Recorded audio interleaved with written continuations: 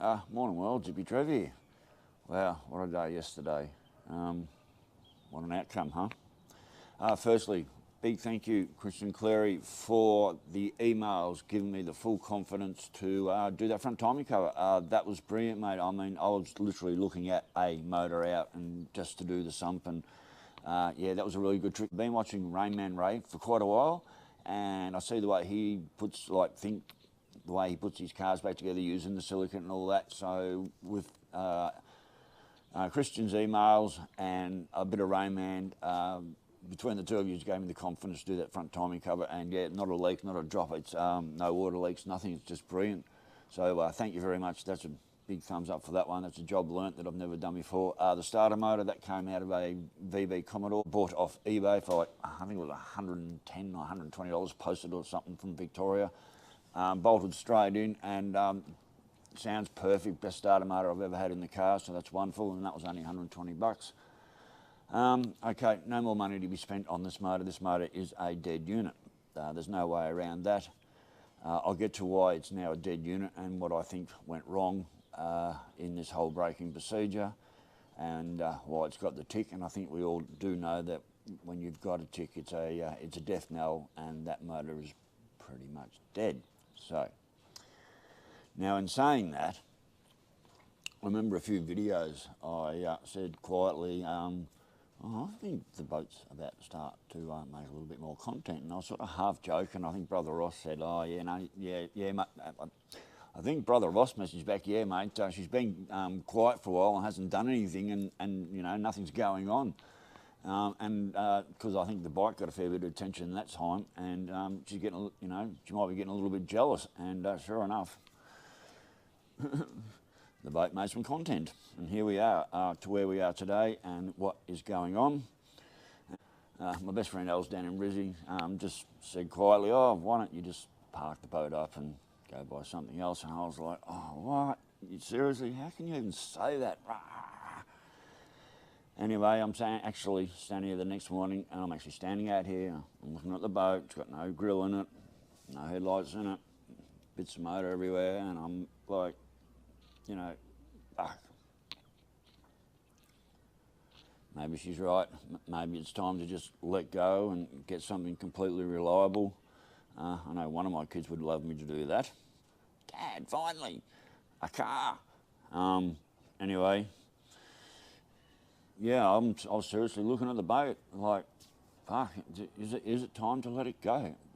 Have I gone past my time to keep this vehicle, and is it up to someone else to sort of take it the next part of the journey? And like, then I'm sort of thinking to myself, well, shit, what's it even worth?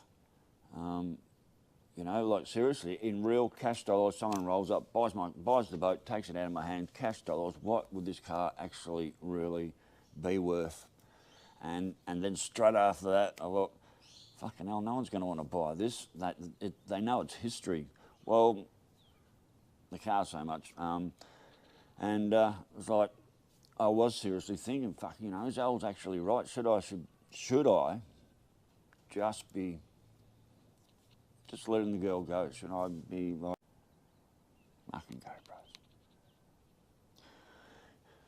So I was saying, yes, should I be letting the boat go? Really, you know, have I literally had enough of this car, the work and effort I've put in, which is what she was trying to say, and the stress levels are like up here, and that's what she was saying, you know, is it worth all the stress to me to actually have this car, just park it up in the shed and actually go and buy a car that I can rely on? And I was sort of like, you know, really, fuck, you know, is she right, you know, because, you know, the stress levels are high and so forth. And I do get, you know, heavy, you know, I get extremely stressed when I'm dealing with this sort of situation. Like,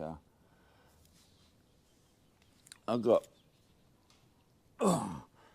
2 dead cams and 2 boxes of 2 fuck lifters, and the rest that could have just gone on forever.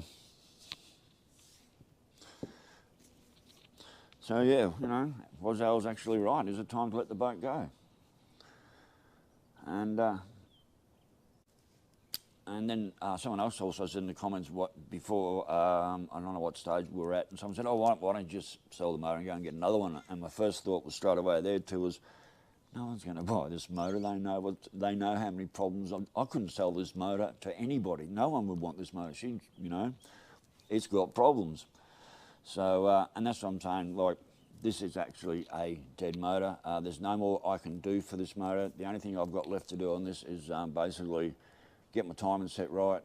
I bought a brand new coil for it. It was that same coil that's on there that I shorted out was like $50, $60 posted or something. Big arc coil, same brand, same thing. It was working before, so chuck a new big coil on there, take off that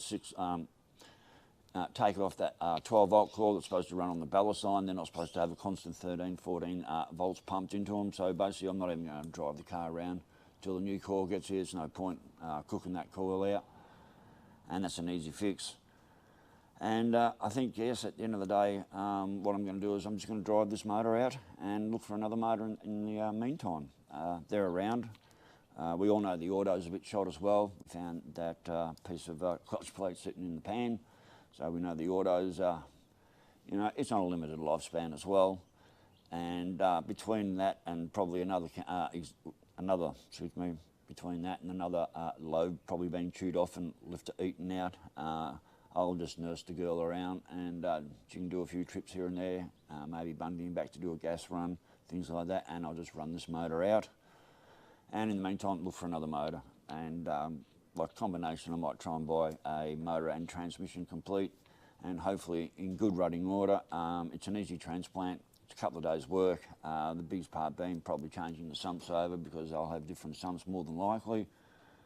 Finding one fairly close by that I can actually go and pick up myself in the trailer would be good, or inspect. Am I buying another risk? For me, it's not worth putting another $1 into this motor. Like I said, I'm just going to set and forget and drive it out, look after it, do its oil and filter changes when I think it's ready to do that, and just drive it out. There's nothing more I can do to save this motor at this moment, and my two attempts at a quick fix have completely failed. Well, sorry, haven't completely failed. I've learnt a lot. I mean, she's running, she's pulling, she's going well. When I get that new coil in there, bang, she's going to have some power and go. But at the end of the day, that tick's there, we know it's there, it's not going away. Nothing can be done for it, and pretty much it only gets worse from here. So nurse it around, drive it out, look after it, but don't be scared of it. It'll go forever like that. I'm not going to pull the rocker gear out either.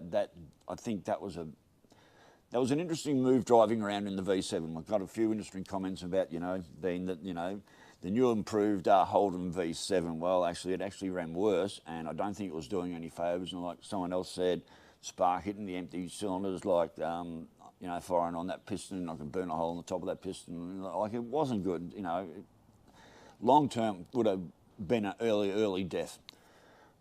Why have I persisted to eat out 2 cams with this motor and not do what everyone else said about acid baths or cleaning and all the flushing? Because one, that's a little bit out, I wanted the shortcut out. This is really my first cam change on a V8 ever in my life, and I thought I could do it and get away with it. It's a bit like committing a crime on an engine, I thought I could do it and get away with it, and I tried twice and got caught out. And I've got to explain what happened there too. I think I'm a major fault maybe, but I also believe that this is a dead motor, and I can't put any more money into it. So yeah, it's not worth me trying to do any more to this motor. So now the reason maybe the lifter went. I made a stupid mistake yesterday. I overlooked popping the cap.